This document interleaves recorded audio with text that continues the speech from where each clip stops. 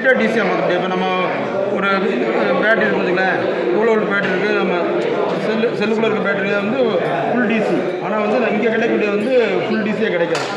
அதனால் வந்து அந்த வேவ் ஃபார்ம் வந்து ஆஃப் ஆகிருக்கு. அதை வந்து ஃபில்ட்ரு பண்ணுறதுக்கு தான் வந்து இந்த ஃபில்டர் சர்க்யூட். நம்ம இதுவுமே வந்து ஃபுல்லாக ஆக முடியாது. இப்போ நம்மளுக்கு கிடைக்கக்கூடிய ஏசி பார்த்தீங்கன்னா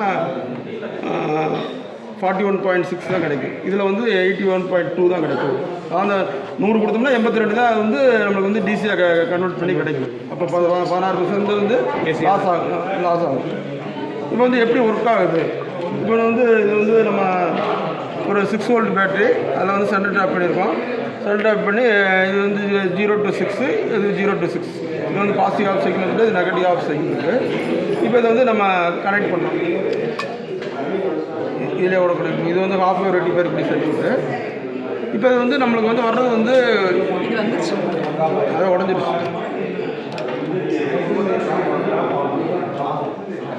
இப்போ இதான் வந்து லோட் ரெசிஸ்டன்ஸு. இந்த லோட் ரெசிஸ்டன்ஸோட வந்து நம்ம வந்து எல்இடி இணைச்சிருக்கோம். இந்த எல்இடி எதுக்காக இணைச்சிருக்கோம்னா இண்டிகேட் பண்ணுறதுக்காக. நம்ம இப்போ இந்த சர்க்யூட்லேயே வந்து சுவிட்ச் ஆன் பண்ணோம்னா அதில் கரண்ட் போதான்னு பார்க்குறோம். அப்புறம் வந்து இது ஆர்கேட் அண்டிகேட் லாஜிக் கேட்லாம் பார்த்தீங்கன்னா ஆன் ஆஃப் 0-1 வந்து லைட் எரியுது பார்க்குறோம். அதே மாதிரி தான் இதில் வந்து ஒன்று பார்த்தீங்கன்னா ப்ளஸ். இந்த எல்இடியில் வந்து எப்படி ப்ளஸ் மைனஸ் கண்டு கொடுத்துருக்கீங்களா? அந்த நீடில் வந்து ஒன்று பெருசாக இருக்குன்னா அது ப்ளஸ்ஸு, கொஞ்சம் சிறுசாக இருந்தால் அது சிறுசு, அதாவது நெகட்டிவ்னு அர்த்தம். இதில் வந்து ஒன்று வந்து பாசிட்டிவ் டு நெகட்டிவ் எடுத்துருக்கோம், ஒன்று வந்து நெகட்டிவ் டு பாசிட்டிவ் எடுத்துருக்கோம், ஆப்போசிட். அப்போ வந்து ஒரு சைடு கரண்ட் போச்சுன்னா கரெக்டாக பாசிட்டிவ்லேருந்து நெகட்டிவ் கரண்ட் போச்சுன்னா ஒரு பல்ப் எரியும், நெகட்டிவ் டு பாசிட்டிவ் போச்சுன்னா அடுத்து மாற்றி போட்டால் தான் எரியும். இப்போ அதை வந்து நம்ம டெஸ்ட் பண்ணுவோம்.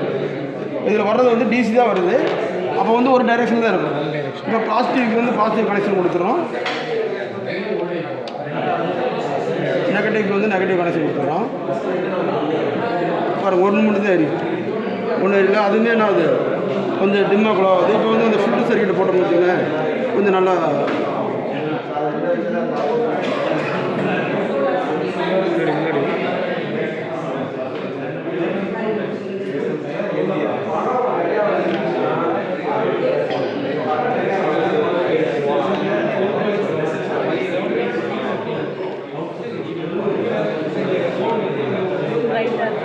அது வந்து கொஞ்சம் குறையும். அந்த ஆடுறது வந்து குறையும்.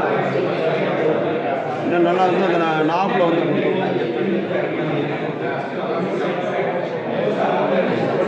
இதை எடுத்துகிட்டு எடுக்கும்போது பாருங்களேன், கொஞ்சம் இந்த டிம்மாக தெரியுதுங்களா? இதை மாட்டினோம்னா அந்த ஃப்ளோ ஆகிறது வந்து ஸ்டடியாக இருக்கும். இது வந்து ஹாஃப் வேவ் ரெக்டிஃபையருக்கு. இது வந்து full wave ரெக்டிஃபையர்னா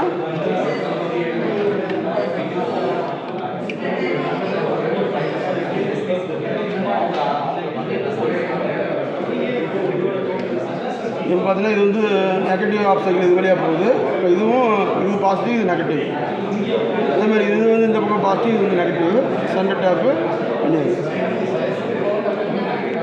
centre tape connect பண்ணா இல்லையா? அது தேவை இடத்துக்கு உள்ளே இருக்குது. ரெண்டு தான் இருக்குது. இப்போ இதை எடுத்து கொஞ்சம் சுருங்கிருக்காங்க.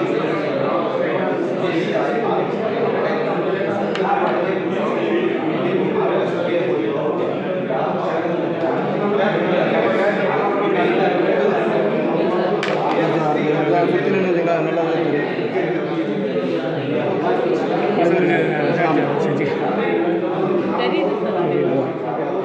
இதை போட்டு பார்க்கறதுனா ஆட்டோமேட்டிக்காக இதாக கொஞ்சம் கம்மியாகும்.